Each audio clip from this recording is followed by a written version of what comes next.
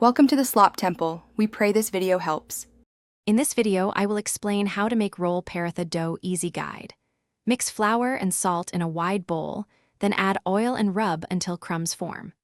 Pour warm water slowly while stirring with a fork until a shaggy dough forms, then knead for 8 to 10 minutes until smooth and elastic. Rest the dough covered for at least 30 minutes to relax the gluten and make rolling easier. Kneading properly sets the texture for great roll parathas, so be patient and consistent. Use the heel of your hand, push and fold, then rotate the dough as you work. Aim for a smooth, elastic feel that springs back when pressed, which means the gluten is developed enough. If it feels too tight, rest for a few minutes and repeat. Keep the dough covered to retain moisture and ease rolling. If you're enjoying this easy guide, please subscribe and like.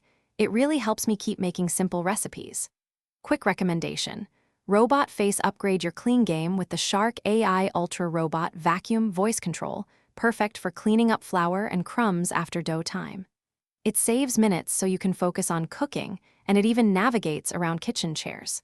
Check the description for the link and other deals, and now let's get back to the video. Divide the rested dough into equal portions for consistent roll parathas and flatten each ball slightly.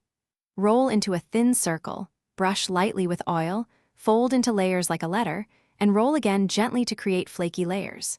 Heat a skillet until hot and cook each paratha until golden spots appear, flipping once or twice and pressing with a spatula for even puff and crisp edges. Serve warm with your favorite curry or chutney. Thanks for watching. Consider subscribing if we helped you.